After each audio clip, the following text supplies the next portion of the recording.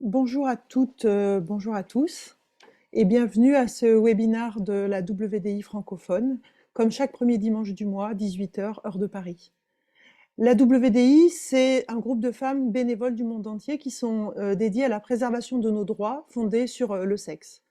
Nous sommes des bénévoles, chercheuses, universitaires, écrivaines, organisatrices, militantes, professionnelles de la santé, de l'éducation, ouvrières, retraitées, employées, travailleuses indépendantes ou chômeuses. Nous sommes un regroupement composé exclusivement de femmes et les hommes sont invités à nous appuyer sous forme de dons. La Déclaration des droits des femmes fondée sur le sexe biologique a été conçue par les fondatrices de la WDI pour faire pression sur les nations dans le but de préserver le langage qui protège les femmes et les filles selon leur sexe, plutôt que le genre ou l'identité de genre, et donc pour protéger nos droits. Le sexe est défini par les Nations Unies comme les caractéristiques physiques et biologiques qui distinguent les mâles des femelles. Quant au genre, il désigne, l'ONU le définit comme les rôles, les comportements, les activités, les caractéristiques qu'une société donnée à une époque donnée considère comme, qui sont considérées comme appropriées pour chacun des deux sexes. Et ces caractéristiques, ces opportunités, ces modèles relationnels sont construits socialement et sont inculqués par les processus de socialisation. Or, les modifications dans les textes internationaux, mais aussi dans les lois des pays, remplacent de plus en plus souvent les références à la catégorie de sexe par le thème de genre. Le concept d'une identité de genre transforme par conséquent les stéréotypes sexistes, socialement construits, qui organisent et maintiennent les inégalités qui pèsent sur les femmes, en caractère inné et naturel, et mettent ainsi en danger les droits des femmes. Cette confusion porte immédiatement et violemment atteinte à nos droits, acquis au cours de décennies de lutte. La Déclaration des droits des femmes, fondée sur le sexe biologique, que nous vous invitons à signer, www.womensdeclaration.com, réaffirme les droits des femmes et des filles qui sont fondés sur le sexe et donc sur la biologie, et met la lumière sur la discrimination qui résulte du remplacement de la catégorie de sexe par celle d'identité de genre. Et aujourd'hui, nous allons aborder spécifiquement des atteintes aux droits des femmes et aux enfants, en particulier les articles 3, 4 et 9 de la WDI qui ont été rappelés dans le générique. L'article 3 qui réaffirme les droits des femmes et des filles à l'intégrité physique et procréative. L'article 4 qui réaffirme le droit des femmes à la liberté d'opinion et d'expression, et notamment le droit de ne pas être inquiétées pour leurs opinions, et le droit de rechercher, de recevoir et de répandre des informations et des idées de toute espèce, sans considération de frontières, sous forme orale, écrite, imprimée ou artistique, ou par tout autre moyen de son choix. On va voir ça aujourd'hui. L'article 9 réaffirme le besoin de protection des droits des enfants, et notamment le fait que l'intérêt supérieur de l'enfant doit être une considération primordiale dans toutes les décisions qui les concernent. Cet article 9 considère également que les interventions médicales qui visent à réassigner le genre de l'enfant par des biais de médicaments ou de chirurgie sont des pratiques qui sont nocives et également incitent à protéger l'enfant de toute forme d'exploitation qui porte atteinte à tout aspect de son bien-être. Et on va voir combien les enfants peuvent être source de revenus pour notamment l'industrie pharmaceutique. La WDI francophone, nous femmes, existe depuis plusieurs années maintenant, se réunit chaque mois. Nous réalisons des actions qui visent à sécuriser les droits des femmes et des filles en France et de manière générale dans les pays francophones et dans le monde entier. Et vous pouvez en faire partie en nous contactant. Nous réalisons chaque mois un webinaire. Les derniers ont porté sur le fait d'avoir porté l'idéologie du genre devant la justice dans différents pays, sur les droits des femmes dans les pays d'Afrique francophone. Et les prochains auront lieu le 8 janvier et ensuite le premier dimanche de février. L'un portera sur le dernier livre de Nicole Althea qui s'appelle « Changer de sexe, un nouveau désir » et un autre portera sur les principes du Yogyakarta. Et aujourd'hui, nous avons la joie et l'honneur d'accueillir Sophie Robert. Sophie Robert est une réalisatrice et une productrice de documentaires et d'émissions de plateau qui sont dédiées aux sciences humaines.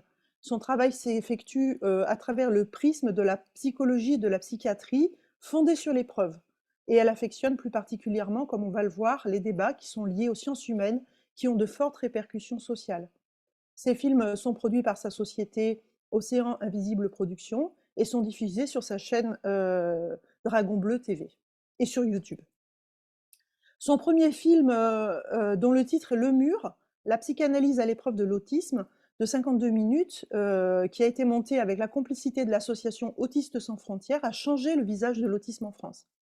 Ce film mettait en évidence la perte de chance phénoménale que subissaient et que subissent encore les personnes avec autisme à cause de l'accompagnement inadapté des psychanalystes. Il aurait dû être le premier film d'une série documentaire diffusée sur Arte, mais le lobbying des psychanalystes en a décidé autrement. Le Mur est sorti en salle et sur la toile en 2011.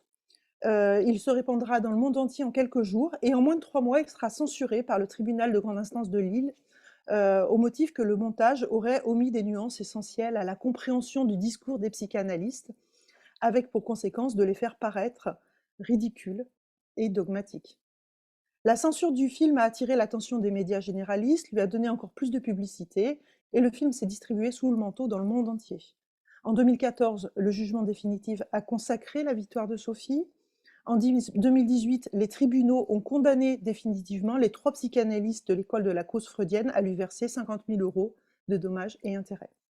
Cette somme sera utilisée pour finaliser un deuxième long métrage consacré à la théorie sexuelle des psychanalystes. Ce deuxième documentaire subira une nouvelle procédure en référé en vue de l'interdire. Cette énième tentative de censure intentée par la psychanalyste Jacqueline Schaeffer, pour qui l'inceste paternel ne fait pas tellement de dégâts, il rend juste les filles un peu débiles, ce sera un nouvel échec. Le phallus et le néant sortira en salle en janvier 2019.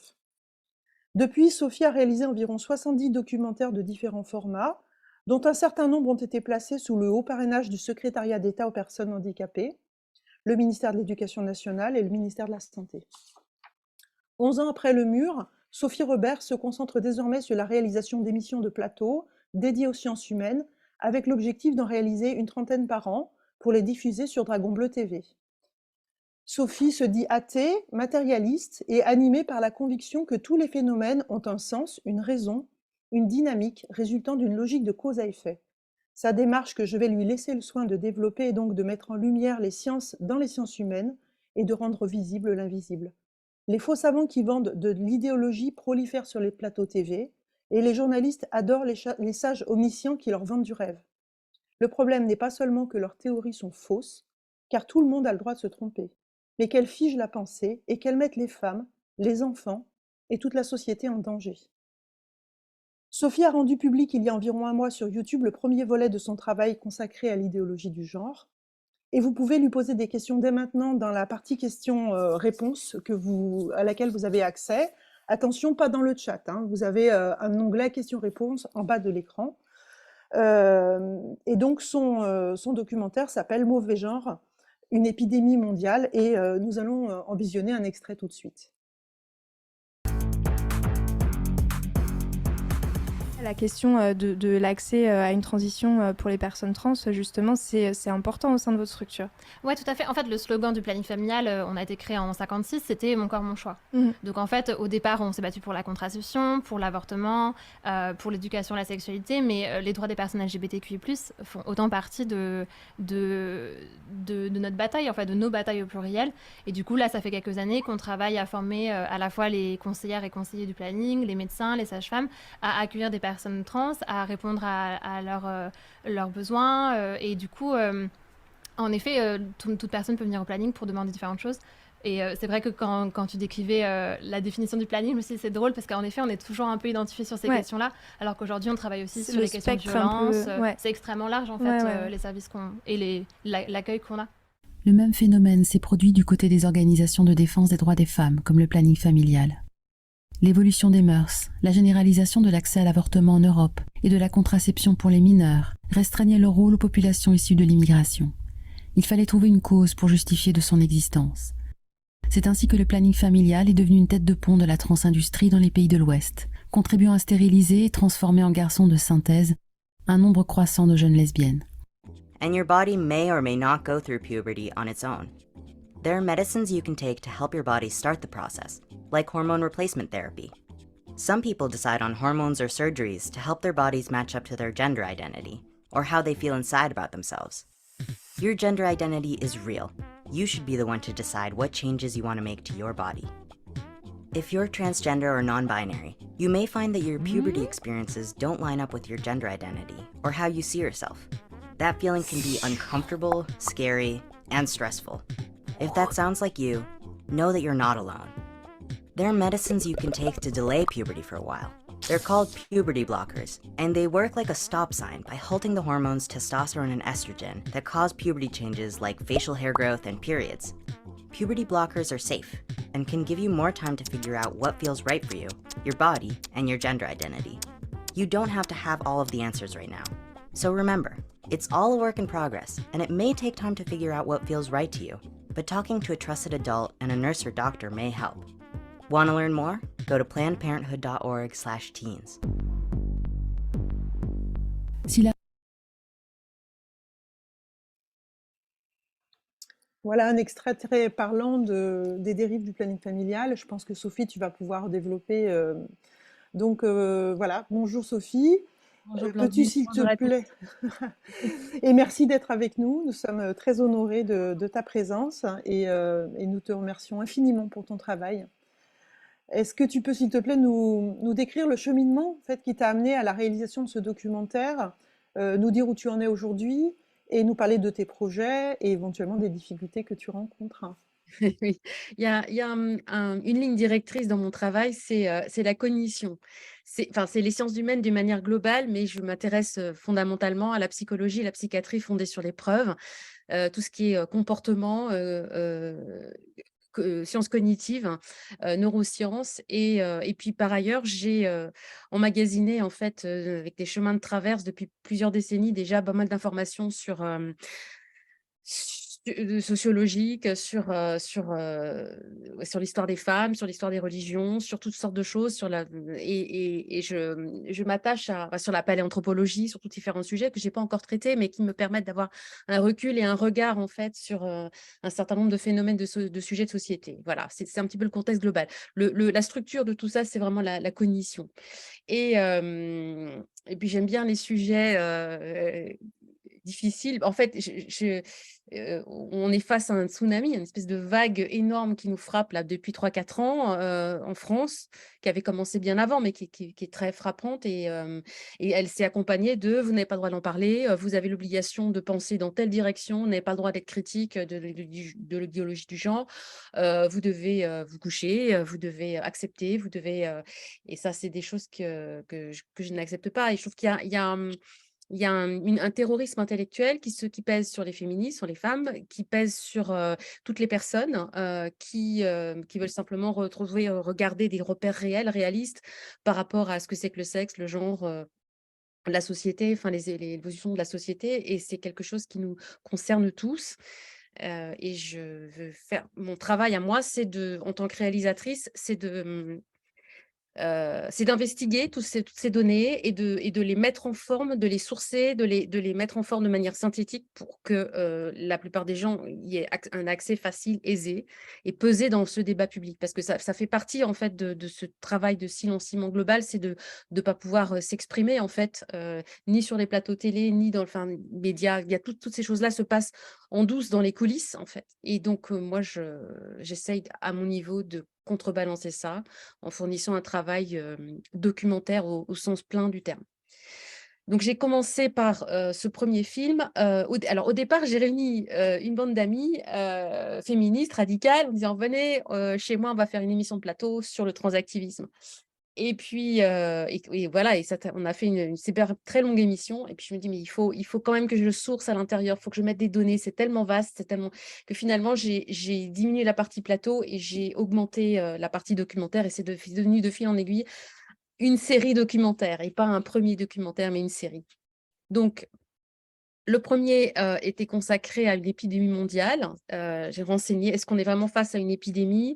Quels sont les ressorts cognitifs, comportementaux, sociologiques, numériques qui contribuent à cette épidémie? Et puis parmi par exemple le planning familial, il y a les raisons de la transformation des grandes organisations caritatives pour des raisons de survie, qui ont mis tout leur pouvoir et leur puissance sur cette cause qui leur permet de justifier de leur existence. Le deuxième film que je suis en train de finaliser est consacré à l'aspect scandale sanitaire. On va rentrer dans le détail des des traitements, de leurs conséquences somatiques, de toutes ces problématiques médicales et la transindustrie, qui sont les acteurs de la transindustrie, à qui profite le crime, entre guillemets, et tous ces aspects-là, de la manière corrélative, l'explosion des études de genre qui financées par la transindustrie et avec qui inondent le marché, en fait, c'est vraiment ça, hein, d'études bidons avec un niveau de preuve qui est extrêmement faible et qui parallèlement silencie, harcèle et silencie les chercheurs, les biologistes, les psychologues, les personnes qui travaillent de manière cohérente dans ce sujet.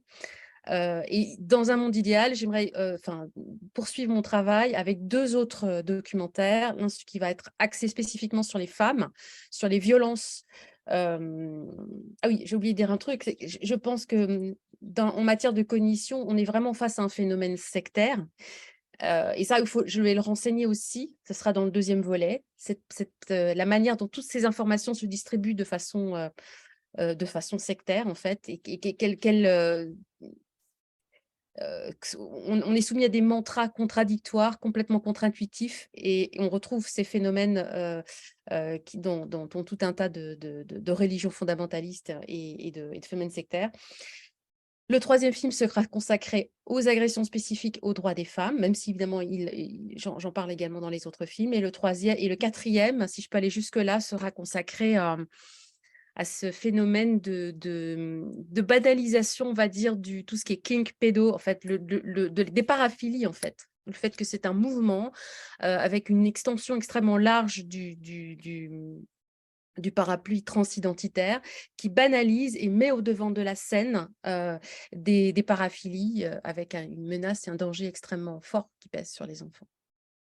Voilà, excuse-moi, je sais pas si je dois continuer, comment développer, Ben, en fait, tu peux, ce que tu parce pourrais qu'il y a peut-être, tellement, en fait, pardon, il y a tellement de choses à dire que ouais, c'est ça. Alors, c'est ça. en fait, tu pourrais peut-être expliquer déjà parce que donc le premier volet est sorti, donc comment il a été accueilli, pourquoi YouTube, et cetera? Enfin, peut-être développer ça et aussi, là, dans les questions-réponses, il y a quelqu'un qui dit: «Bah, ça démarre très soft, hein», tu parles du bleu, du rose, et cetera.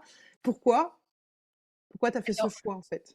Je me mets à la place des personnes qui vont le recevoir. J'ai fait un choix, c'est d'expliquer tous ces phénomènes du point de vue des gosses, en fait, du point de vue de Rapid Onset Gender Dysphoria, de toute cette tranche des gamins de 12 à 17 ans qui voient des vidéos sur YouTube et qui se disent et qui se font un petit peu, qui sont groomés, en fait, dans toute cette logique de mode. Donc, c'est important de se me mettre de leur point de vue, de renseigner le phénomène et d'expliquer les mécanismes cognitifs et comportementaux qui contribuent à ce phénomène. Voilà, et ça me semblait fondamental. Donc et en fait, je suis confrontée au fait que et ça, c'est quelque chose auquel il faut faire très, très attention quand on s'intéresse vraiment à ce sujet et qu'on est plongé dedans, comme je suis, comme nous, comme vous, comme moi depuis 3 ans, on accumule très vite une grande quantité d'informations. Mais le problème, c'est que c'est beaucoup trop. La plupart des gens, en fait, n'ont pas le temps de faire ce travail-là. Et parmi les décideurs et parmi même beaucoup de psychologues, de psychiatres qui voient ça de très loin, il fallait les renseigner, en fait, la démarche de manière assez progressive. Donc, au départ, je voulais traiter d'emblée de l'aspect scandale sanitaire. Et puis, le projet a pris de l'ampleur et j'essaye d'être pédagogique, en fait. Il y a vraiment un maître mot dans mon travail, c'est la pédagogie. Et j'ai fait ce choix de démarrer, on va dire, en soft, mais c'est pas si soft que ça, en fait, parce que beaucoup de gens me remercient d'avoir rendu explicite des données qui le sont pas, en fait, pour la plupart des gens. Et on a une vision faussée des choses on est déjà immergé dans ces données-là, en fait.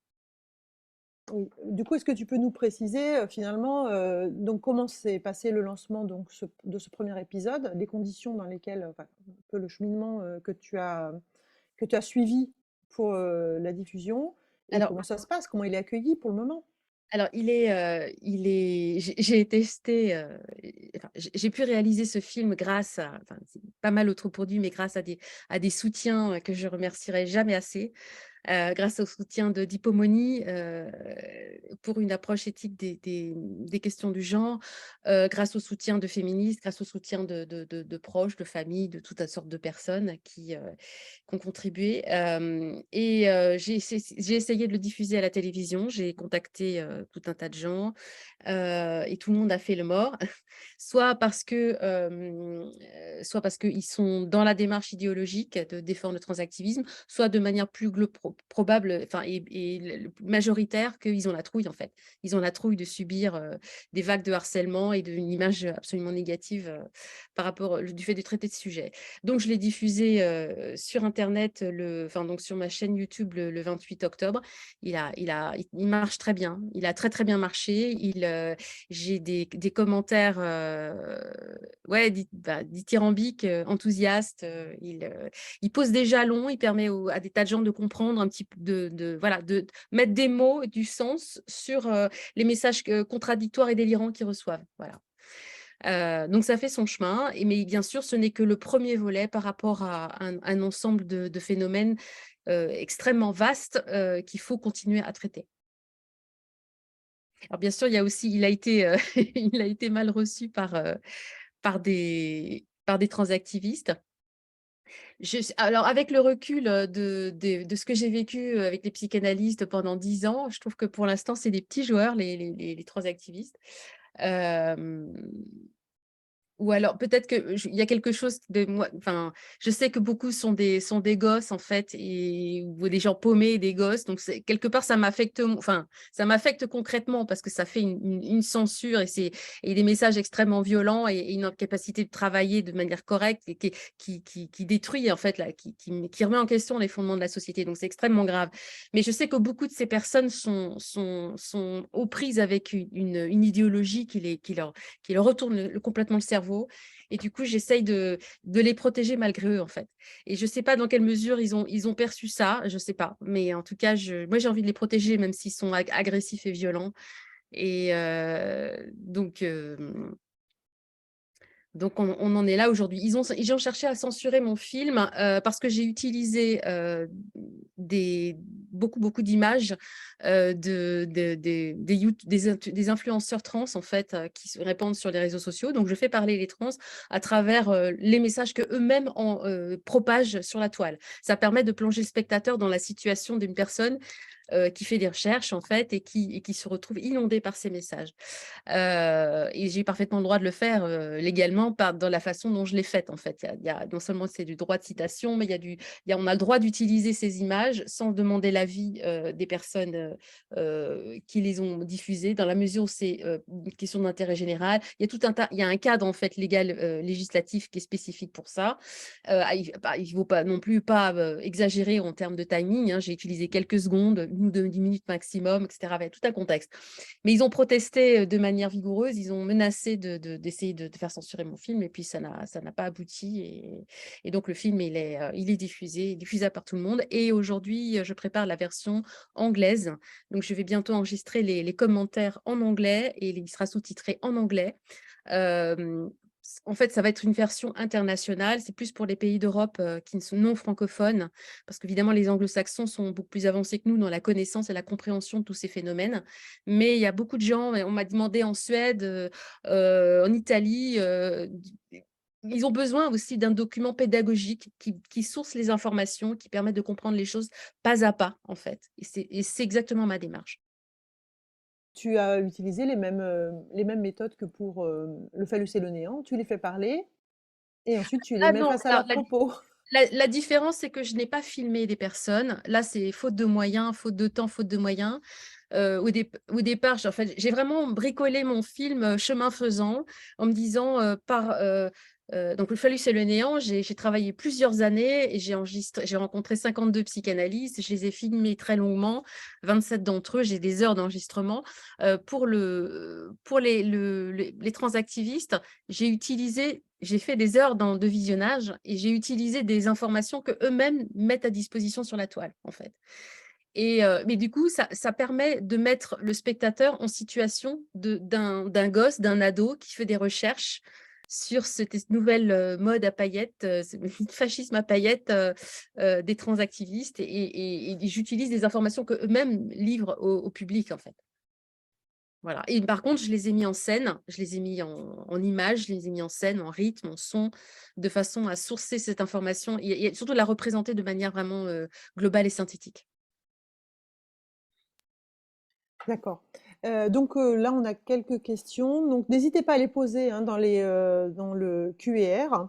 Alors, une question sur la question, le mot LGBT, que Corinne nous dit. Éric Marty sur France Culture parle de discordance entre LGB et le T. LGB renvoyant à des orientations sexuelles, le T a une identité. Le T est en fait très normatif, patriarcal et homophobe. Et qu'en pensez-vous? Ah, complètement, je suis totalement sur le même schéma. C'est ce qui a motivé en fait aussi ma démarche, le fait de vouloir franchir ce nouveau mur, abattre ce nouveau mur.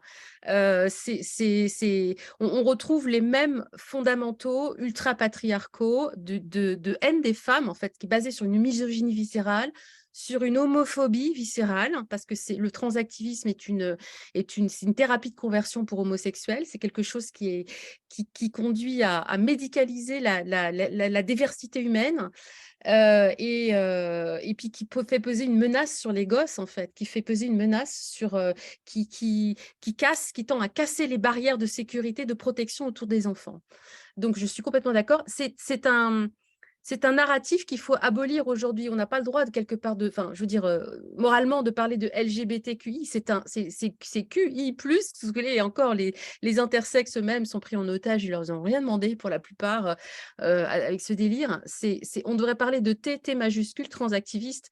D'ailleurs, je trouve très, très intéressant de voir les mouvements homosexuels, notamment la création de LGB Alliance aux États-Unis, en Angleterre et en France, et tout ce mouvement où des personnes se désolidarisent de ce groupuscule, de ce qui était un groupuscule T transactiviste et qui est devenu complètement totalitaire et qui bouffe tout, qui envahit tout et surtout qui envahit et qui vient lutter contre les droits des homosexuels, contre les droits des femmes et contre les barrières de sécurité par rapport à l'enfance. Et ça, c'est quelque chose on retrouve les mêmes ornières sectaires partout dans les religions, dans les versions fondamentalistes des religions et dans toutes les sectes. On a ces mêmes piliers ultra-patriarcaux. C'est une énième version, c'est une version up-to-date, en fait, de quelque chose d'extrêmement ancien et rance. Voilà. Et malheureusement, beaucoup de gens aujourd'hui défendent le transactivisme sous la bannière des droits, des défenses des droits des homosexuels, et ils se font piéger en fait par ce discours. C'est un piège. C'est un piège. Merci. Du coup, ce que disait Corinne dans le chat, enfin dans les questions-réponses, c'est est-ce qu'on peut parler de gynophobie? Est-ce que c'est un mouvement qui déteste les femmes? Oui, complètement. C'est un mouvement qui met en valeur des personnes qui vampirisent les femmes. Et la conséquence aussi, c'est de combattre la sexualité d'une manière plus globale, hein, à travers les homosexuels, mais à travers quand on combat les femmes, on combat aussi les hommes quelque part. Enfin, même s'ils ils en souffrent moins, ils en souffrent de manière secondaire, mais quelque part, ça cherche à remettre en question complètement les fondamentaux de la sexualité de manière globale en tant que santé sexuelle, en tant que élément de bien-être et de communication. Et puis, alors bien sûr, il y a une vampirisation des femmes, il y a une valorisation des mutilations sexuelles sur les filles, toutes les filles qui ne sont pas conformes aux stéréotypes de genre, dont la plupart, mais pas toutes, mais beaucoup sont homosexuelles. Il y a en fait, ils ont trouvé le moyen, c'est un truc d'incel et de paraphiles qui ont trouvé un moyen, on va dire, légal et une étiquette progressiste pour venir vampiriser et casser tous les acquis des droits des femmes sur ces 30-40 dernières années, en permettant à des gens complètement délirants de venir prétendre qu'un esprit féminin ou et des stéréotypes sociosexuels définiraient les femmes et s'imposer à travers la victimisation, s'imposer dans tous les aspects de la société. Au titre de, également, museler les femmes, censurer des conférences, censurer les groupes de lesbiennes, tous les groupes de femmes qui refusent le vampirisme des transactivistes, etc., etc. Ok. Tu as cité le terme paraphilie tout à l'heure, là, en parlant. Je suis pas sûre que tout le monde soit très au courant de ce que ça signifie. Qu'est-ce que c'est qu'une paraphilie? Et est-ce que tu peux développer un peu, s'il te plaît? En fait, la paraphilie, c'est tous les courants de la sexualité comme la pédophilie, mais il y en a bien d'autres, qui se développent quand le courant principal de la sexualité pas seulement entre hommes et femmes, hein, mais entre adultes en consentant, on va dire, est bloqué. Et donc, ça va vers le fétichisme des attributs sexuels féminins. On a ça beaucoup dans le transactivisme. On a la pédophilie, enfin, qu'on voit vraiment un truc revenir de manière extrêmement forte à travers les leçons d'apprentissage de la diversité sexuelle, hein, soi-disant auprès des enfants dans les écoles. Il y a des écoles, il y a des manuels de masturbation en fait pour des gamins de l'âge du primaire. Il y a des trucs et on voit régulièrement. Alors bien sûr, il ne faut pas mettre tout le monde dans le même sac, hein. Il y a beaucoup de trans qui n'ont rien à voir avec ça, mais on a quand même de manière globale très large l'ouverture vers la normalisation. Il parle de déstigmatisation de la pédophilie et de la déstigmatisation globalement de tas de gens qui expriment un mal-être et quelque chose de complètement délirant par rapport à l'image d'eux-mêmes, l'image du corps et de la sexualité. Et puis, de toute façon, le transactivisme, c'est aussi une valorisation. Il y a une valorisation des mutilations sexuelles. Ça contribue à stériliser et à mutiler sexuellement toute une génération de gamins, de jeunes qui ont des problématiques d'anxiété sociale, d'autisme, d'antécédents de violences sexuelles, ou des gamins qui se sont fait un peu plus fragiles que les autres, qui se sont fait embarquer dans ce mouvement sectaire. Et il y a une valorisation, quelque part, une valorisation sexuelle, des mutilations sexuelles. C'est là où on est vraiment dans un registre paraphile. C'est sous couvert de protection de la santé des enfants trans, c'est valoriser la stérilisation et la mutilation sexuelle à grande échelle, quoi. Alors, j'entends tout ce que tu dis, bien sûr, et, et je partage, hein. Mais est-ce que tu as conscience quand même que ce discours il est perçu comme par les transactivistes, en tout cas il est affirmé par un certain nombre d'entre eux comme du complotisme, on serait des platistes, on aurait un siècle de retard. Et ça, bon, alors bien sûr, c'est une façon de nous décrédibiliser, mais comment est-ce qu'on peut contrer ces arguments Je les trouve pas très, très, très vindicatifs par rapport à leurs arguments, d'ailleurs. Enfin, déjà, au niveau du discours, c'est exactement le même discours, les mêmes mots qui étaient employés dans les années 70 pour légitimer la pédophilie, hein. Il disait pareil, vous êtes réac, c'est une offensive de l'ordre moral, il faut libérer les enfants, il faut libérer la sexualité des enfants, il faut libérer… On est exactement dans les mêmes rhétoriques qui étaient utilisées dans les années 70. Il y a un certain nombre d'intellectuels ou de pseudo-intellectuels qui regrettent aujourd'hui d'avoir signé des pétitions, d'avoir valorisé des trucs, mais c'était l'époque Matzneff, c'était l'époque où des tas de gens adhéraient à ce discours qui, sous couvert de lutter contre un ordre social réactionnaire, en fait, mettait en valeur des choses qui étaient elles-mêmes profondément réactionnaires, en réalité. Mais dans le discours des transactivistes, on observe quand même il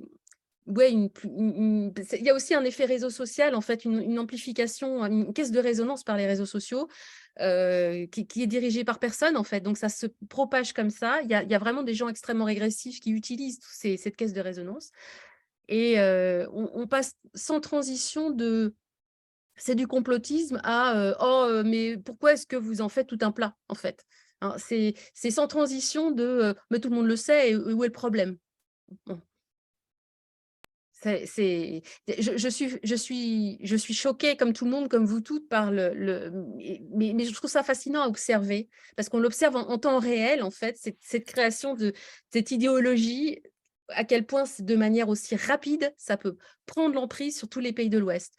J'aurais jamais imaginé que je verrais ça de mon vivant, le phénomène des drag kids. Comment ça a pris en l'espace d'un an. On a commencé par avoir des leçons de plus en plus ouvertes, en fait, sous couvert d'apprendre aux enfants le progrès et que tout le monde est différent et qu'il y a des familles homoparentales à l'école, et ce qui est très, très bien en soi. Et puis, il faut qu'il y ait donné une information sur la santé sexuelle, en fait, aux enfants, pas trop jeunes, mais enfin, c'est important parce qu'ils cherchent des informations. Il faut pouvoir contrer le fait que des gamins qui vont sur Pornhub soient les seuls à leur donner cette information. Et sous couvert de ça, en fait, il y a vouloir médicaliser, en fait, toute la diversité humaine, et faire croire aux enfants que les interrogations qui sont parfaitement normales dans leur développement pourraient sous-entendre qu'en fait ils sont trans, et tout un tas de trucs. Et puis le phénomène des drag queens qui seraient des personnages. Le drag queen, c'est des jeux de rôle sexués entre adultes. C'est des jeux qui sont réservés entre adultes, quoi. Comment c'est arrivé aux États-Unis, où peut-être pour contrer le côté réactionnaire de Trump, des gens sont mis à faire venir des drag queens à l'école, et maintenant on a de plus en plus de gamins qui sont ouvertement sexualisés, des petits garçons de l'âge du primaire qui sont des objets sexuels livrés à tout le monde, quoi. Et c'est effrayant, c'est une prédation effrayante, d'autant plus que, de manière parallèle, conjointe à tout ça, on a le lobbying de gros cabinets d'avocats internationaux et des politiques, toute une sorte de… Enfin, il y a des puissantes organisations caritatives qui œuvrent en douce, sans aucune concertation publique, à ce qu'il y ait un retrait d'autorité parentale des parents qui s'opposent à la réassignation sexuelle, donc des enfants mineurs. Alors aujourd'hui, ça s'est pas passé en France pour le moment, mais il y a des transactivistes qui se battent pour que les parents n'aient plus le droit de s'opposer à la réassignation sexuelle de leur enfant mineur. En Suisse, ils ont perdu ça. En Suède, je ne sais plus exactement où ça en est aujourd'hui, mais en Suède, pendant un certain temps, je pense qu'ils sont revenus là-dessus, mais les parents d'enfants mineurs n'avaient plus la possibilité de s'opposer à des traitements distribués hors autorisation sur le marché qui vont contribuer à stériliser et à rendre asexués, quand les bloqueurs de puberté sont donnés par définition avant la puberté, qui vont contribuer à rendre asexués leurs gosses. Donc, à faire cette mesure de protection fondamentale pour leur enfant. C'est livrer pieds et poings liés n'importe quel gosse aux mains des pédophiles, aux mains de n'importe quel prof, éducateur, personne complètement perverse ou aux mains d'enfants un peu plus âgés aussi, qui vont les embarquer dans ce phénomène. C'est extrêmement grave. C'est extrêmement grave. Alors une autre question, c'est Carole qui par ailleurs te remercie pour le mur, qui apparemment l'a beaucoup aidé, qui dit: «Quand j'ai commencé à mettre le nez dans cette histoire de transactivisme, j'ai été frappée de voir la concordance entre leurs discours et les théories queer de Judith Butler, elle-même», et là ça devient intéressant, «influencée fortement par les penseurs postmodernistes français et notamment Lacan». Avez-vous creusé aussi cet aspect? Donc là, on fait un peu le lien entre les gourous psychanalystes et du genre. Hein, Alors, au-delà de ça, je pense que d'une manière globale, dans tous les phénomènes sectaires, dans les scénarios eschatologiques des sectes, on a l'idée d'une déconnexion entre l'esprit et le corps. Et il y a une lutte contre le corps, contre la nature, contre la réalité, en fait. Et il y a une réification de l'esprit, ou alors, par exemple, on serait, selon Raël ou la scientologie, on est des esprits extraterrestres qui ont été projetés, congelés dans des esprits, dans des corps humains suite à une guerre intergalactique. Enfin, mais il y a toujours l'idée que l'esprit humain viendrait d'ailleurs, le vrai soi viendrait d'ailleurs et serait déconnecté. Et pour revenir à la psychanalyse, alors quand j'ai donc interviewé de nombreux psychanalystes, et quand je leur posais la question par rapport aux lacaniens, le credo des lacaniens, c'est que la femme n'existe pas. C'est qu'il n'y aurait pas de sexe féminin dans l'inconscient, il n'y aurait que du phallus dans l'inconscient, et le fait d'avoir un corps de femme ne dit pas, et d'ailleurs c'est pareil pour les hommes, ne dit pas que vous êtes une femme. Et à chaque fois que je creusais le truc en me disant, mais comment ils peuvent arriver à justifier un truc comme ça aujourd'hui?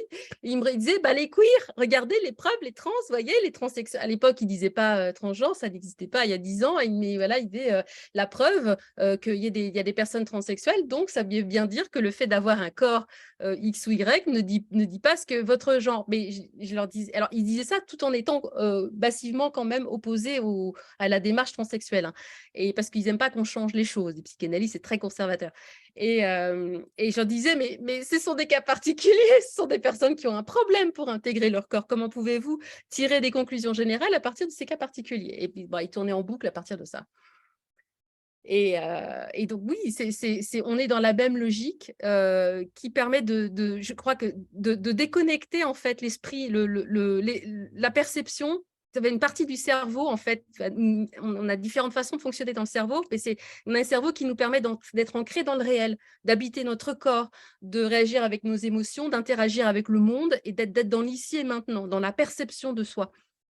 Et puis, vous avez le cerveau mental qui fait que on peut construire des fusées qui vont dans l'espace, on peut construire des objets en 3D, mais on peut aussi ruminer, on peut aussi être constamment en train d'avoir peur des choses qui n'existent pas, qui ne sont pas réelles. Enfin, c'est tout le problème d'être humain. Et les deux façons de fonctionner sont souvent déconnectées. Et le gros travail des cognitivistes, enfin des comportementalistes aussi, enfin des TCC d'aujourd'hui, la troisième vague, c'est de réunir les deux, c'est de faire en sorte que le cerveau mental ne prenne pas sur le cerveau perceptif. C'est pour ça qu'aller embrasser les arbres, aller jouer avec son chien, faire de la méditation, faire de la pleine présence, c'est très, très important pour la santé. C'est une hygiène de vie au quotidien parce que ça nous permet de nous remettre ensemble, en fait, de nous remettre dans les pas de nos cerveaux perceptifs. Et quand des personnes qui sont prises avec des maladies, des pathologies mentales chroniques lourdes qui font qu'ils vont se déréaliser, il y a tout un tas de techniques qui leur permettent de se réancrer dans le réel, dans l'ici et maintenant.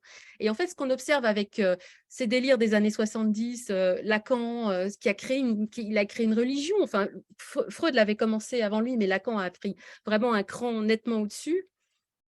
Et puis, d'une manière globale, avec aujourd'hui les gens qui vont défendre défendre le transactivisme, c'est avec des mécanismes sectaires, c'est vraiment réifier c'est un combat contre la réalité. C'est un combat contre le corps. C'est des mantras qui sont systématiquement en train de nous retourner le cerveau pour affirmer une chose et son contraire. Et on retrouve ces mêmes schémas, ces mêmes mécanismes dans tous les phénomènes sectaires. Merci, c'est très parlant. Et à la base de tout, c'est le combat contre le féminin, c'est contre la sexualité, contre le corps, contre le courant sexuel fondamentalement, contre le lien entre les hommes et les femmes aussi, parce que ils en souffrent différemment, les hommes, mais ils en souffrent aussi. Le combat contre les enfants, le combat contre l'homosexualité, enfin, je veux dire, tout ce qui est courant sexuel entre adultes consentants, c'est un truc qui ne va plus, qui ne fonctionne plus. Par contre, ils vont hypersexualiser les enfants. Voilà. Ça semble incroyable que quand même qu'on le voit pas. Enfin, que quand on dit il y a des hommes en lingerie qui vont venir raconter des histoires à vos enfants, je comprends pas que les gens ils laissent leurs petits avec des drag queens, quoi. Ça me semble un peu incroyable quand même. Et par rapport à Lacan, Oui. oui, par rapport à Lacan, oui, Carole a conclu en disant, bah oui, effectivement, la femme n'existe pas. D'ailleurs, chez le transactivisme non plus, puisque le mot femme est vraiment problématique. Et maintenant, on s'appellerait, si on les laissait faire, des personnes à utérus ou des personnes qui menstruent. C'est bien. Et d'ailleurs, on observe le même truc, parce que logiquement, le transactivisme vise à déconstruire les deux sexes, en fait. Ils prétendent déconstruire les deux sexes, ils prétendent que le genre machin, on peut être homme ou femme dans le genre, etc. Ils peuvent prétendre qu'il y a un spectre, mais en réalité, ce qu'on observe, c'est qu'ils attaquent le féminin. Ils attaquent majoritairement le féminin. La question de savoir qu'est-ce qu'est une femme, elle ne se pose pas de l'autre côté. Lorsque The Lancet sort une étude pour dire les personnes à menstrues, il sort une semaine avant une étude pour dire les hommes et le cancer de la prostate, mais par contre les femmes, c'est des personnes à menstrues. Et on obtient les mêmes vieilles ornières. C'est une version 2022 à paillettes, arc-en-ciel et paillettes, d'un truc qui date de plusieurs millénaires, qui est complètement rance. Et oui, bien sûr. Alors, donc là, j'ai deux questions que je vais lier parce qu'elles me semblent aller ensemble. Une de Sarah, une de Sophie. L'une dit comment ça se fait que cette idéologie arrive à avancer de manière aussi rapide et faire autant consensus? Et Sophie qui dit Sophie, sais-tu pourquoi l'extrême gauche, pas l'extrême gauche, mais même la gauche en général, les soutient en bloc alors que cette idéologie est complètement liée au capitalisme? Alors, pourquoi ça avance aussi vite? Je le constate. Et alors, c'est marrant parce que en étudiant l'histoire, j'ai beaucoup étudié moi-même par les chemins de traverse, l'histoire, les choses. Je savais que au cours de l'histoire, il y a eu des phénomènes comme ça, de manière récurrente, de changements de sociétaux radicaux en un laps de temps très court, où des civilisations naissent, d'autres disparaissent, et on se demande pourquoi. Et des effondrements, des bouleversements en profondeur d'une société, ce qui veut dire que des personnes ont changé, ont adopté un même comportement et en masse. Voilà. Donc, je sais que ça existe, ça a existé plein de fois au cours de l'histoire. Et là, il se trouve que on l'observe. On est en train d'observer le nôtre aujourd'hui. C'est assez fascinant à observer. Il y a les réseaux sociaux effectivement qui donnent une caisse de résonance et qui me laissent penser que bon, les choses aussi vont pouvoir s'aplatir et s'aplanir d'elles-mêmes. Je ne sais pas en quelle mesure, hein, mais parce qu'il y a toujours un phénomène d'essoufflement en fait dans cette espèce de miroir des réseaux sociaux. Mais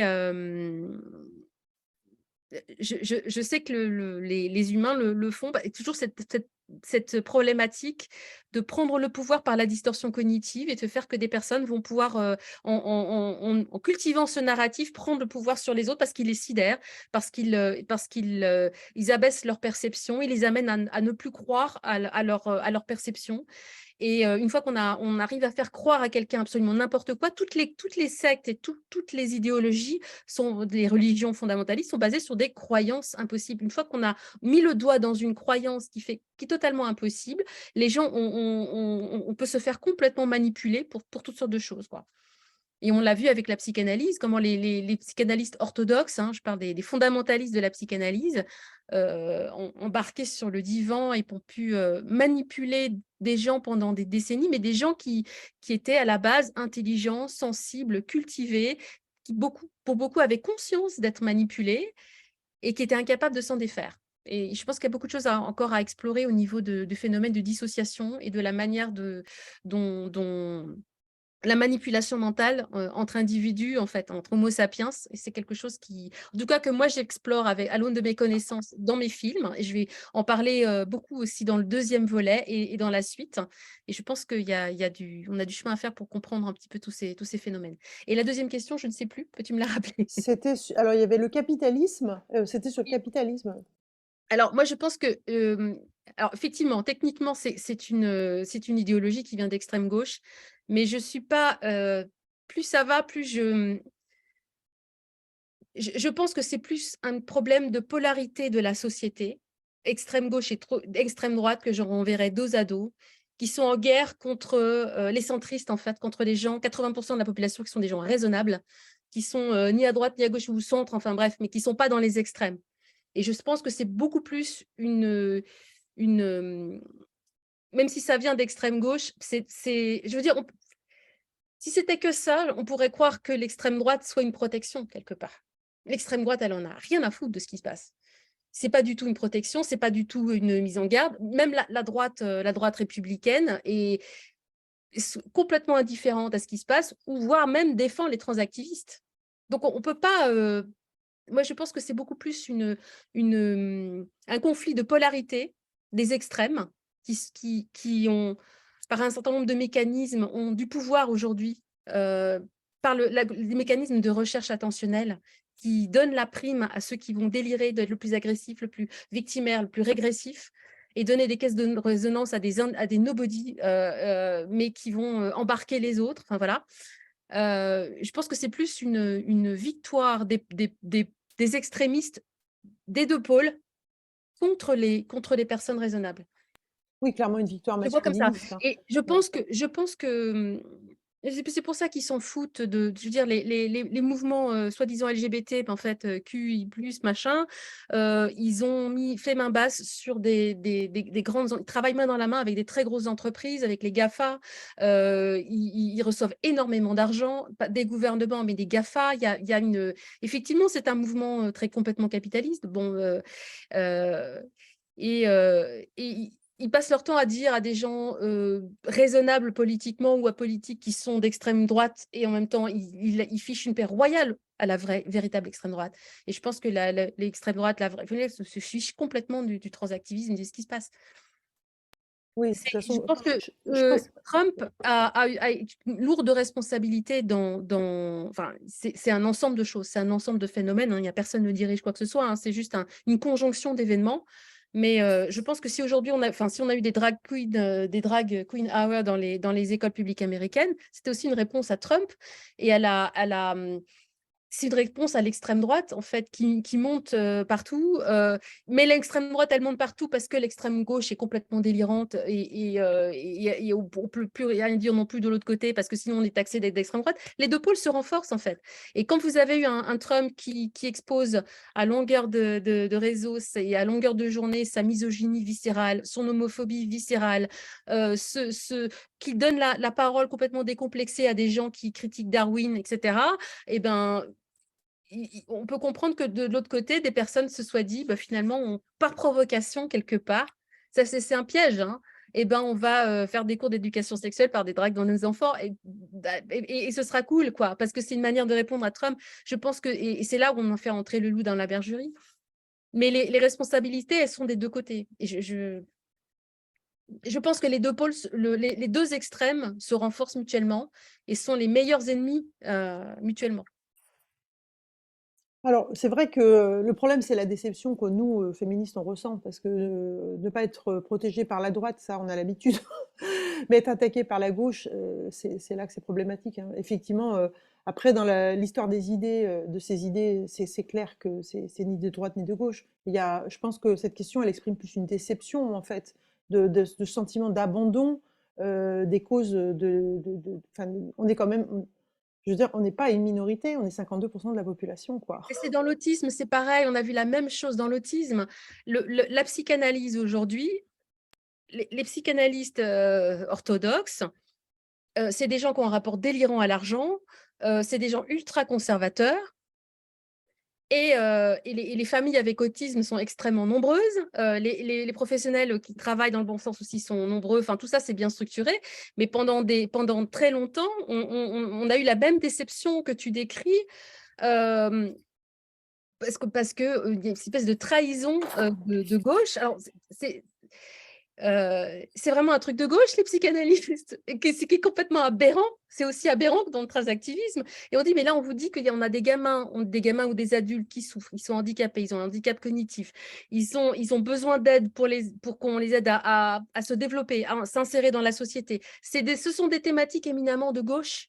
Éminemment de gauche. Je peux dire que les pires critiques que j'ai eues de mes films Le Mur, El Phallus et le Néant, ça venait de l'humanité, quoi. Et plus les gens sont à gauche, à l'extrême gauche, plus ils haïssent mon travail. Et les Non, mais autres s'en foutent.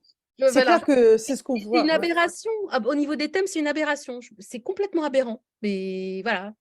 De C'est ce qu'on même que voit c'est aujourd'hui complètement dans la aberrant. couverture. Pardon? Je disais, c'est ce qu'on voit dans la couverture médiatique de ce sujet-là.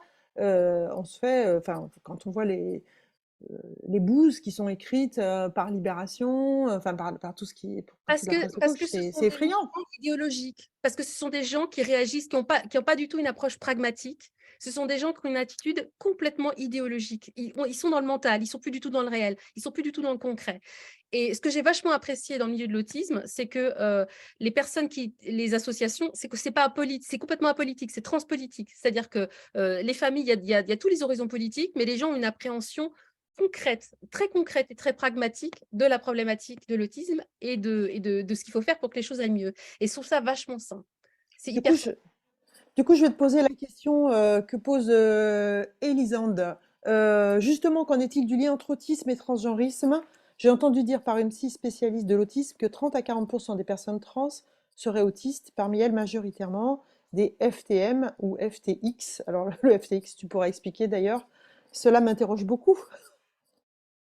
Oui, alors ça, c'est quelque chose qui vient c'est des statistiques qui émanent du British Medical Journal, des grands centres qui accueillent les enfants, les services d'identité de genre d'Angleterre, de Suède, etc. Ils ont vu avec le phénomène de la montée des réclamations transidentitaires des jeunes, majoritairement des filles, et beaucoup de personnes autistes.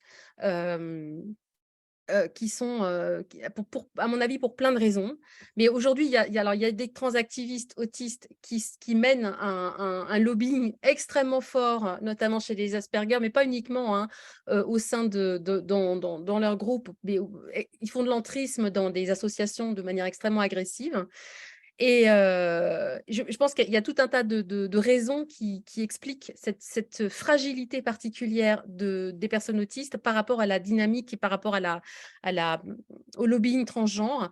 C'est qu'il y a des retards de développement qui sont liés simplement à l'autisme, qui fait que c'est plus compliqué pour eux de passer le cap de l'adolescence. Ils ont des problématiques sensorielles, ils ont des problématiques d'intégration corporelle qui font que beaucoup de jeunes fuient la sexualité, ou alors vont s'exprimer sexuellement de manière très obsessionnelle, mais en fait, c'est un petit peu le bordel en fait dans leur tête. Et ils mettent plus de temps que les autres à sortir des problématiques de l'adolescence. Et j'ai eu des cas avec, disons, des cas là, de jeunes qui, à 20 ans, disent « Ah non, non, moi, je suis un moine, je suis asexué, je ne veux pas entendre parler de ça, ça ne me concerne pas. » Et on ne les connaît pas 10 ans après, ils sont mariés, ils ont des gosses. Et ils sont très épanouis. C'est qu'ils ont besoin de plus de temps que les autres pour intégrer ces données-là. La sexualité, c'est aussi de la communication sociale, c'est entrer en contact avec les autres. Et à partir du moment où vous avez du mal à entrer en contact, problématique de communication sociale, eh ben, c'est encore plus compliqué pour les personnes autistes et les personnes TDAH que les autres, que les personnes neurotypiques. Il y a une vulnérabilité, particulièrement des filles autistes, qui sont sous-diagnostiquées, qui vont dire je ne m'intègre pas au code socio-sexuel féminin. Bon, la plupart des filles ne s'intègrent pas au code socio-sexuel féminin, mais c'est plus compliqué encore pour les filles, qui étant plus sous-diagnostiquées. Elles sont plus sujettes au harcèlement et violences sexuelles que la population générale. Il y a des problématiques de sensibilité sociale, il y a tout un tas de trucs. Les personnes autistes aussi ont souvent, surtout qui sont milieu du spectre, tout ça, tendance à imiter les autres de manière très formelle. Et on observe, en fait, par exemple, des gens qui vont être gothiques ou ils vont adopter des trucs, ils ont besoin d'entrer dans une tribu de manière très formelle pour trouver leur place dans la meute et pour un petit peu calmer la complexité des délires neurotypiques qui sont dans l'imitation, qui sont c'est très, très foisonnant, les problématiques sociales des neurotypiques à l'adolescence. Et pour une personne autiste, c'est le burn-out. En fait, il y a une confusion entre burn-out social et dysphorie de genre, en fait.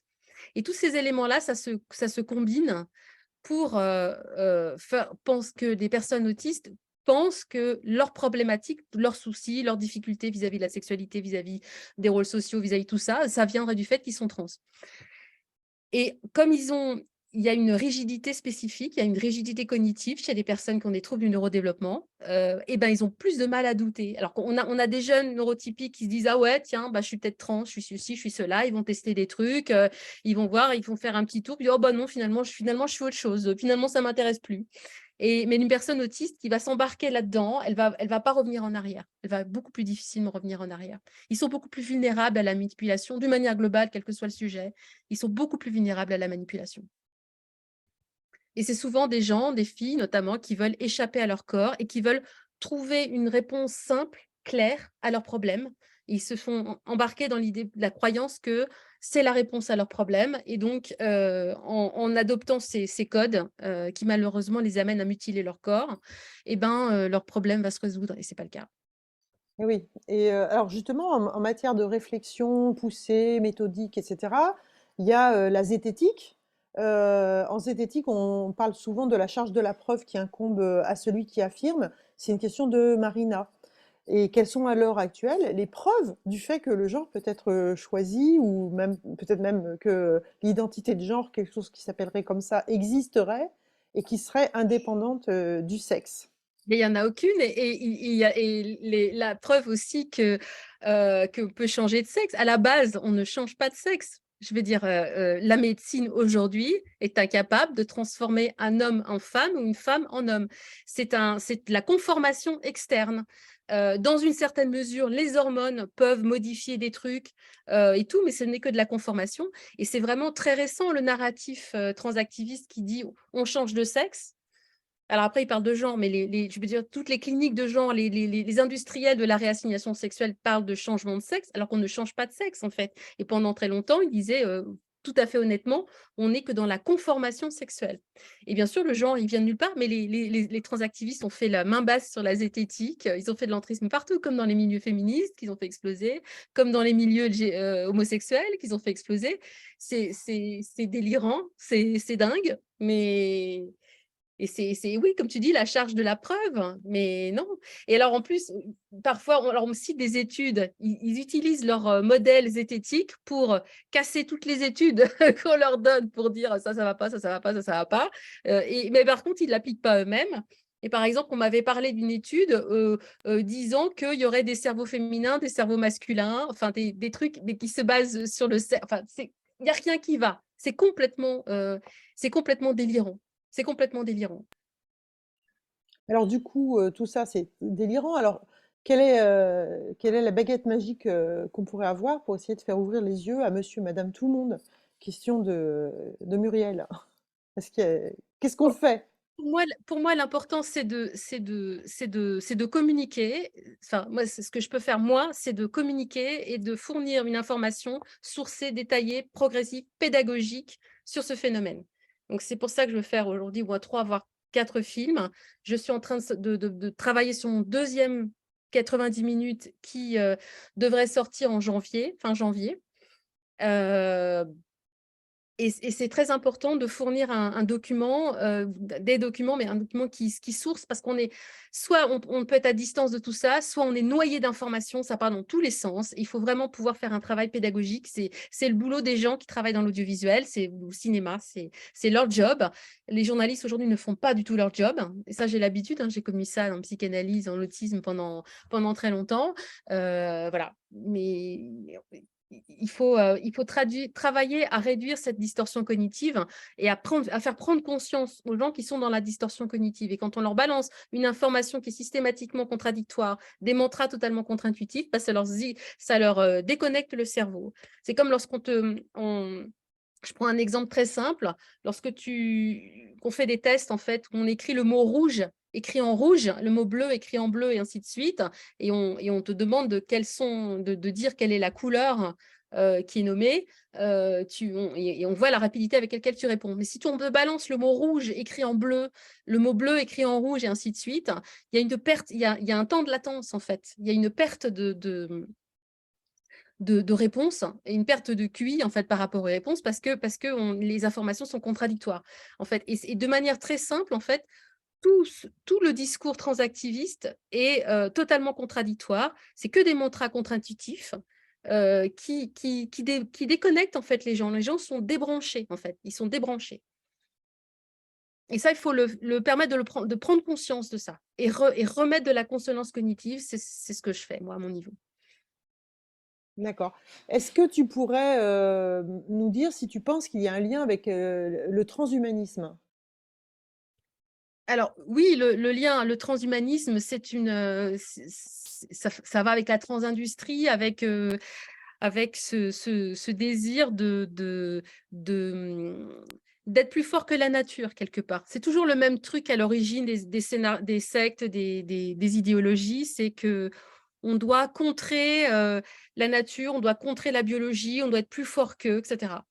Donc, ça a été développé par Martine Rothblatt, qui est un homme transidentifié femme.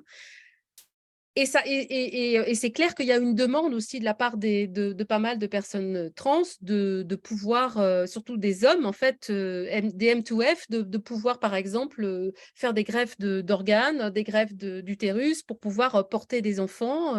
Il y a des mecs qui prennent des hormones pour pouvoir allaiter, susciter l'allaitement. Il y a tout un tas de trucs. C'est dans la logique de dominer, de se transformer complètement dans le réel. Mais je pense que c'est une partie de l'élément, c'est une partie, c'est pas quelque chose de dominant, en fait. C'est pas quelque chose. On peut pas dire que ce soit le transhumanisme qui dirige, personne ne dirige le mouvement, en fait, hein. Le mouvement, il se suicide de lui-même, c'est un espèce de cancer, en fait. Donc ça en fait partie, parce que la transindustrie, parce que si les gens sont dans ce délire, c'est aussi parce qu'aujourd'hui la médecine leur permet de le faire. Mais je pense pas que ce soit quelque chose de dominant. Mais à la base de tout ça, il y a quand même une jalousie viscérale vis-à-vis des femmes, du corps des femmes, de la capacité d'enfantement des femmes et le désir d'appropriation. D'accord. J'ai une question d'Anicia, DM.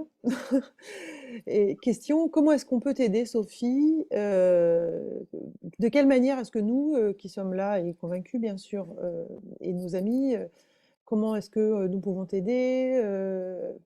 Y a-t-il des organisations qu'on peut contacter? Bref, quels sont les moyens de t'aider? Oui, alors j'ai fabriqué mon film, le premier volet. Il est gratuit, utilisez-le en fait. C'est la première chose que je puisse faire. Et je suis épuisée, j'ai très peu de temps, les journées sont beaucoup trop courtes et faute de temps, faute d'argent, faute de moyens, j'adorerais avoir toute une équipe qui puisse contacter les députés, les sénateurs, les journalistes, faire ce travail en fait de conscientisation des élus, etc. En fait, mon film et mes films, ceux qui vont venir, sont des outils de communication qui permettent de sourcer cette information il faut pouvoir l'utiliser, il faut pouvoir faire en sorte, contrebalancer le fait que pour l'instant, aucune chaîne de télé mainstream ne veut en parler, mais les réseaux sociaux ont aussi des effets positifs, c'est qu'on peut les diffuser comme ça. Donc, servez-vous-en, collez le lien partout, diffusez partout, mettez-le, je ne sais pas, en attache de vos signatures, dans vos mails, balancez à tout le monde. Enfin, je veux dire, c'est comme ça que on arrive à un effet de levier, un effet de seuil qui fait que le, le narratif change en fait. C'était une théorie en éthologie, la théorie du centième singe. Ils se sont demandé, les éthologues, comment se fait-il qu'il y a une tribu de macaques au Japon qui ont une culture, ils développent, par exemple, certains vont développer le fait qu'on va laver les patates douces dans l'eau avant de les manger. Ok. Donc il y a une mère qui l'invente, qui le communique à ses petits, et puis d'autres le font par imitation, etc. Puis c'est petit à petit, c'est un par un au début, ça se commence tout à fait doucement. Et qu'à un moment donné, quand tu arrives au 7 ou un effet de seuil, hein, ce qui s'appelle le centième singe, c'est une façon de parler, hein, bien sûr, pas de prendre au premier degré, mais un effet de seuil, et ben le jeu des interrelations est tellement fort que tout à coup, ça devient le geste initial qui était adopté par quelques-uns, finit par être adopté par toute la société, en fait, par toute la communauté des singes, y compris ceux qui sont à l'autre bout de l'île et qui n'avaient jamais vu le truc auparavant.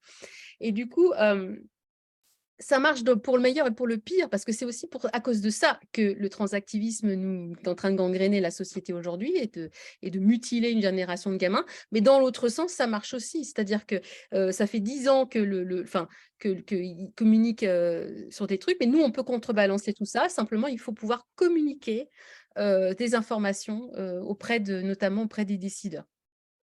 Et par ailleurs, comme je n'ai pas de chaîne de télé, je ne peux pas faire appel aux mécanismes de financement traditionnels pour mon film. Je ne peux fabriquer mon travail, je peux continuer mon travail qu'avec des dons, en fait. Voilà. Et donc, je vous propose, puisqu'on est début décembre, ces dons sont défiscalisés à hauteur de 66%. Donc, il y a les liens qui seront mis dans le chat. Vous avez deux façons de faire. Vous pouvez contribuer sur mon site dragonbleutv.com, onglet shop. Donc ça, c'est le plus simple, mais ça n'offre pas de défiscalisation. Mais c'est une manière de choisir une contribution et de participer directement à la fabrication du film. Et c'est indispensable parce que je ne peux pas fonctionner autrement, dire malheureusement aujourd'hui. Et puis sinon, pour ceux qui sont français, vous pouvez le faire par le biais de l'autre lien Hello Asso, voilà. Et là, vous aurez en échange un reçu fiscal qui vous permet de défiscaliser 66% de la somme en plus. Et je vous remercie par avance. Donc voilà, vous avez les liens qui sont marqués dans le chat, hein, donc dragonbleutv.com/shop ou par Hello Asso. Le lien, il est là, vous pouvez cliquer et donc l'enregistrer. Vous pouvez également le retrouver par Hello Asso, c'est Ninsun Project. Ninsun Project, voilà. Et bien L'association sûr, qui est c'est coproductrice déléguée de ces films d'intérêt général, tout à fait. voilà, donc normalement, ça doit être possible de faire, y compris de l'étranger, puisque apparemment il y a des problèmes pour les transferts de fonds du Québec, mais là, logiquement, Hello Asso, je pense que c'est par carte bancaire, donc ça doit être faisable. Tout à fait. Voilà. Je sais pas si- Alors, je reprends les questions. Du coup, tiens, j'ai une question. Nicole du Québec, apparemment, qui nous dit: Sophie, peut-on vous inviter au Québec pour présenter votre documentaire dans les différents médias, présenter une conférence publique? Vous pourriez peut-être être parrainé par PDF Québec et les autres acteurs concernés. Ah bah, je serais ravie. Je serais ravie si je suis invitée, je serais très heureuse. J'ai déjà eu l'occasion d'aller à Montréal pour une diffusion d'un film sur l'autisme il y a quelques années déjà. En fait, en gros, oui, et puis ça fait partie des choses aussi que je voulais dire par rapport à mon film. Les associations, les groupes de personnes, mais vous pouvez l'utiliser pour organiser des diffusions, des projections en salle, des projections en lieu de réunion. Bien sûr, on fait face à énormément de censure, on fait face à énormément de pression, mais voilà, et on peut aussi organiser des conférences en visiophone, en visioconférence après les projections. Je peux animer des débats même en restant chez moi. En fait, aujourd'hui, les outils nous permettent de faire pas mal de choses. Et c'est très important de conscientiser notamment les élus locaux, les politiques, les élus locaux qui se font complètement bananer par des associations transactivistes. Il faut contrebalancer ça, quoi. Ok, donc je continue. Olivier nous dit: les médecins sont les éminences grises de cette folie, le parjure de ces professionnels à leur engagement éthique et le réel vecteur de ces outrances mentales et des exactions sur le corps des enfants. Et là, je pense qu'on peut vraiment parler d'exactions, on peut parler de castration et utilisons les vrais mots. Hein, utilisons Oui, les tout vrais à mots. fait. Exactions, ce sont quand même des dommages irréversibles qui sont causés au corps des enfants. Tout à Le fait. mouvement est cultivé par cet état d'esprit des médecins qui se veulent des dieux pervers dans l'ombre de la société. Ne croyez-vous pas que ce sont eux les plus épouvantables Alors, acteurs? je ne suis pas d'accord pour faire les médecins, non, c'est pareil pour les psys. Non, je pense que la plupart des médecins et des psys des psychologues ou des psychiatres sont tout à fait hostiles, ou en tout cas pas hostiles aux personnes trans, mais très mesurés, très circonspects par rapport à ce qui se passe. Et la plupart du temps, ils disent justement: oh là, je suis pas compétent. Et quand ils sont sollicités par des enfants, des ados, des jeunes, des personnes par rapport à ça, ils disent: je sais pas mon domaine, je suis pas compétent, allez voir quelqu'un. Et c'est ça qui pose problème, parce que aujourd'hui, le discours sur le transactivisme est complètement dominé par des personnes trans et par des transactivistes. Le discours sur la transidentité et les pratiques sur la transidentité sont dominés par des médecins transactivistes qui ont adopté le narratif de l'affirmation immédiate et sans condition, le plus vite possible. Et ça, c'est catastrophique. Mais beaucoup de gens ont peur d'en parler. Moi, enfin, je suis en train de travailler là-dessus avec des amis dans le milieu de l'autisme et dans le milieu de la psychologie, de la psychiatrie. Je sais que beaucoup ont peur de s'afficher, mais il va falloir que ça change. Il n'y a pas de raison qu'il y ait qu'une poignée de psychanalystes qui soient tout seuls au front. Donc l'Observatoire de la psy-sirène font un travail remarquable. Malheureusement, ça pourrait laisser penser que il y a que les psychanalystes et puis tout ça, c'est assez contre-productif en fait, que sont contre le transactivisme, alors qu'en fait, il y a énormément de psychanalystes qui sont pour le transactivisme, qui ont complètement viré leur cutie, oui, comme Serge Effès, comme Que plein j'ai d'autres, rencontré sur M6 voilà, que tu as eu l'occasion de déstabiliser, n'est-ce pas, brillamment. un tout Et petit peu. ceux qui travaillent dans les institutions médicales en lien avec des cliniques de genre, il y a du fric à se faire, ils ont complètement viré leur cutie, hein. Alors là, et malheureusement, les psychologues TCC, les psychologues et les psychiatres TCC, pour l'instant, ils restent prudents et voilà, il va falloir maintenant qu'ils sortent du bois et que les gens fassent leur boulot de protection, enfin qu'ils fassent leur boulot de manière globale parce que ça met aussi leur profession en danger. Enfin, c'est pas le plus grave, hein, mais à partir du moment où on a un narratif qui dit à tous les gamins, votre problème, dès que vous avez un problème, le problème c'est que vous êtes trans, il faut assigner votre corps pour conformer votre corps pour résoudre vos problèmes, enfin, c'est un problème de santé publique majeur dans ce sens-là. Et puis, il faut aussi accompagner les détransitionneurs. Parce que là, il y a les détransitionneurs, des transitionneuses, sont des gens qui ont une souffrance mais phénoménale. Alors nous, comme on a 4 ans de retard, 4-5 ans de retard par rapport à ce qui se passe aux États-Unis, en Angleterre, il y a de plus en plus de détrans en France, mais on n'a pas encore de personnalité publique qui est sortie du bois et qui entraîne d'autres à sortir du bois, etc. Pour l'instant, ça reste. Et puis, ils ne sont pas encore suffisamment nombreux parce qu'on a 4-5 ans de retard. Mais ça commence à arriver. On a de plus en plus de personnes qui poussent les portes des associations dédiées à l'autisme pour obtenir a posteriori un diagnostic d'autisme, pour accompagner médicalement leur détransition. Et ces gens ont des besoins psychologiques spécifiques. Qu'ils soient autistes, pas autistes, quelque part, ils ont fait toute une démarche, tout un truc, ils ont besoin de psy qui soient compétents, qui soient humains et qui les accompagnent qui les réaiguillent dans leur parcours, en fait. Le Donc, c'est problème étant quand même qui va se qu'on a développer. on a cette loi qui a été votée l'an dernier qui assimile maintenant le fait de ne pas avoir une approche affirmative à une forme de thérapie de conversion. Nos députés se sont engouffrés là-dedans, ils ont voté comme un seul homme, tout fiers de montrer à quel point ils étaient sociaux. Et aujourd'hui, c'est quand même un problème pour les soignants, parce que mettre en doute l'identité de genre de quelqu'un qui se dit trans peut les exposer à des poursuites. Oui, mais oui, tout à fait. Non, mais c'est complètement délirant. C'est complètement délirant. Même s'il y a des petits articles dans la loi qui dit qu'il faut que quand même que mon machin, je ne sais pas si ça va être fait, mais traduit concrètement, mais c'est complètement délirant. C'est hallucinant. C'est hallucinant. Parce qu'en plus, les thérapies de conversion pour homosexuels, ça n'existe pas, en fait. C'est le fait de sectes religieuses. Il n'y avait aucune raison d'embarquer les psys là-dedans. C'est complètement délirant, quoi. Donc, il n'y a rien qui va dans ce truc. Il faut évidemment conscientiser les politiques pour contrebalancer ce problème, pour se contrebalancer ça. Oui. Mais il y a également, là, la législation en Angleterre, ça commence à être le cas, mais les législateurs ont autorisé des trucs qui sont que les lois sont contradictoires entre elles. Parce que d'un autre côté, on a aussi enfin, ça se passe pas encore en France, mais ça se passe en Angleterre et aux États-Unis. Il y a des articles de loi qui sont contradictoires entre eux par rapport à la protection des enfants, par rapport aux mutilations sexuelles, par rapport au fait d'octroyer des traitements irréversibles à des mineurs qui, par définition, ne peuvent pas donner un consentement éclairé. Je veux dire, aujourd'hui, il y a des médecins qui assignent des gosses alors que c'est des traitements hors autorisation sur le marché qui vont les rendre asexués et stériles. Je veux dire, moi, ces gens-là, ils prennent des risques. Hein. Ils prennent des risques juridiques, vraiment. Ah, mais on espère qu'ils prennent. On espère d'ailleurs. On tient des listes, hein, d'ailleurs. Et voilà, on tient des je vous listes. invite à noter bien. J'attends le truc qui passe. Ça va être une catastrophe en barre.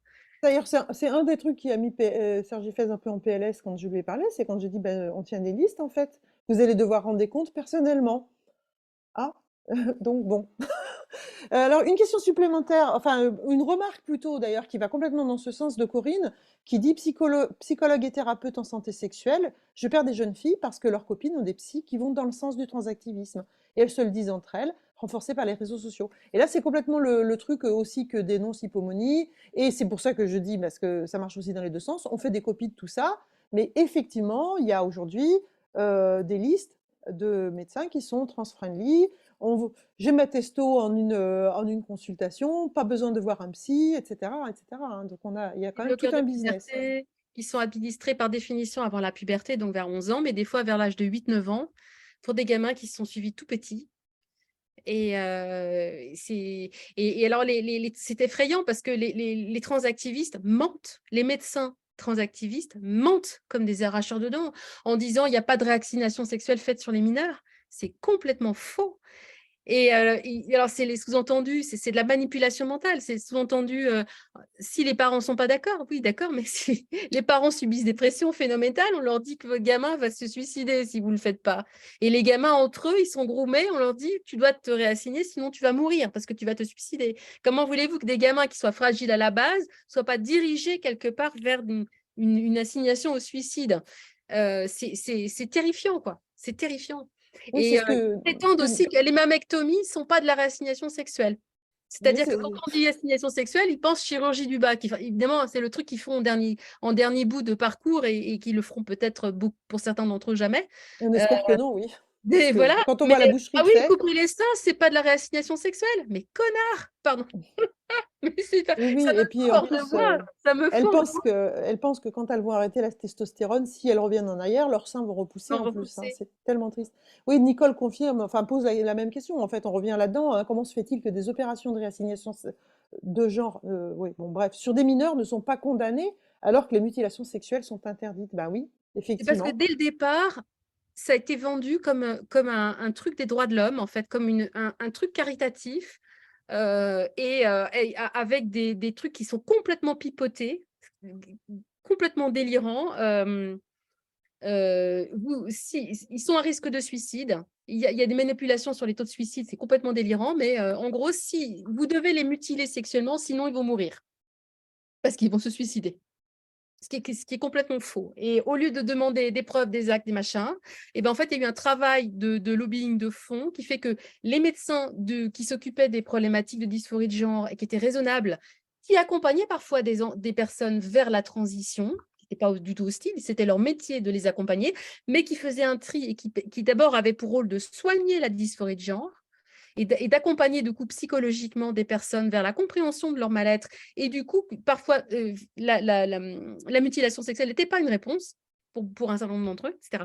Tous ces médecins raisonnables, sensés, ont été évincés, en fait. Et beaucoup ont été harcelés, silenciés, licenciés, etc., au profit de médecins transactivistes qui étaient vraiment pour le narratif de l'affirmation immédiate, sans condition. Et là où on va aujourd'hui avec les 8e recommandations de WPATH, c'est sans excuse de minorité et sans excuse d'antécédents de problèmes psychiatriques ou neurodéveloppementaux. C'est-à-dire qu'on n'a pas le droit d'investiguer sur la personne, peut avoir des mauvaises raisons, en fait, des raisons pas légitimes, en fait. C'est très, très rare. Les questions de dysphorie de genre et de dysphorie de sexe qui sont liées aux vraies personnes transsexuelles sont extrêmement rares, et qui soient résistantes, c'est extrêmement rare. Et beaucoup de gens peuvent dire je suis trans, en fait, pour des tas de raisons, parce qu'ils ont subi des violences sexuelles, parce qu'ils sont contaminés par leurs amis, par tout un tas de raisons. Parce que des adultes vont les amener à réifier la dysphorie qui est parfaitement normale à l'adolescence, et ainsi de suite. Et ce que je voulais dire, c'est qu'on a parlé tout à l'heure d'autisme. Il y a quelque chose que je trouve absolument terrifiant. Je n'ai pas conclu sur le sujet. Dans les 8e recommandations de l'Organisation mondiale de médecins transactivistes, il y a tout un chapitre sur l'autisme où ils conseillent les spécialistes de la réassignation sexuelle de se former à l'autisme, non pas pour faire attention et éviter les faux positifs, en fait, mais au contraire pour, entre guillemets, permettre aux personnes autistes typiques, sévères, les petits parleurs, enfin les gens qui auraient des difficultés pour s'exprimer comme une personne neurotypique, pour leur permettre d'accoucher de leur désir de transidentité. C'est monstrueux, C'est c'est-à-dire révoltant. qu'ils s'attaquent pas qu'aux Asperger, mais aux personnes autistes typiques, sévères, des petits parleurs. Et il y a des transitionneurs, notamment je pense à Isaac sur la chaîne de Benjamin Boyce et d'autres, qui disaient qu'il était dans des groupes de trans où il y avait un garçon autiste typique qui parlait à peine, hein, qui était vraiment un petit parleur, qui avait développé une obsession de faire pipi comme une fille. C'était son obsession. Et on sait qu'il y a des personnes autistes qui peuvent développer, quand ils sont sévères, avec des déficiences intellectuelles, peuvent développer vraiment des obsessions, des stéréotypies extrêmement fortes. Celui-là avait développé une obsession de faire pipi comme une fille. Et ben, il s'est fait opérer tout pour pouvoir qu'il puisse faire pipi comme une fille. Et ils n'ont jamais tenu compte du fait qu'il était autiste. Et voilà, c'est monstrueux, quoi. Mm. C'est révoltant. Mais par contre, Alors ils sont bien conscients qu'il y a un marché spécifique de l'autisme par rapport à la transidentité. alors, maintenant je vais être, en fait, je vois qu'on n'a quasiment eu aucun départ, hein. Tout le monde est suspendu à ce que tu dis et je regrette vraiment, on a encore quelques questions, mais auxquelles on n'aura pas le temps de répondre. J'ai vraiment essayé de, voilà, de poser les questions, au fur et à mesure. Je te remercie beaucoup. Est-ce que alors maintenant je te laisse, on va dire 2-3 minutes si tu veux nous dire quelque chose. Vas-y et ensuite on terminera le webinaire qui doit se terminer à la demie. Je suis désolée, j'ai pas perso il y a tellement de trucs à dire, je suis sûre que, hem parce qu'en fait, en ce moment, je suis vraiment prise dans mon 2e film. Là, je suis complètement imbibée, en immersion dans mon 2e film. J'ai des vagues programmes dans la tête qui sont en train de travailler là-dessus en permanence et du coup, je suis pas dans une phase de recul pour synthétiser la démarche. Tu Mais pas besoin de si, il y synthétiser, a un truc que je peux dire. Il y a un truc que je peux dire parce que c'est important quand même d'être dans le positif, même si on vit des choses qui sont dramatiques en fait et puis il faut protéger les gosses, quoi. Il y a une génération de gamins à problème qui sont en train de se faire embarquer dans la stérilisation, des gamins qui sont confrontés à des adultes délirants qui vont leur mettre parler de sexualité, mettre des idées de sexualité dans la tête, il faut vraiment les protéger de ça. Mais quelque part, le transactivisme, c'est une nouvelle religion. Il y a vraiment un côté cultiche, hein, sectaire, mais il utilise les mêmes fondamentaux que toutes les autres religions avant, la misogynie, l'homophobie, et puis une vision délirante de la sexualité qui attaque les enfants. Et quelque part, ça le mérite, entre guillemets, c'est de le mettre en évidence. Parce que c'est un nouveau costume, en fait. C'est un nouveau costume. D'ailleurs, entre parenthèses, on parlait de l'extrême droite tout à l'heure. Je suis étonnée. On voit que les religieux, l'extrême droite, sont complètement impuissants par rapport au transactivisme. C'est phénoménal, hein. Bon, bref. Et, mais ça met en évidence ce que nous, en tant que féministes, on essaie de faire comprendre aux gens depuis très longtemps. C'est que c'est cette misogynie viscérale, en fait, qui peut parfois être habillée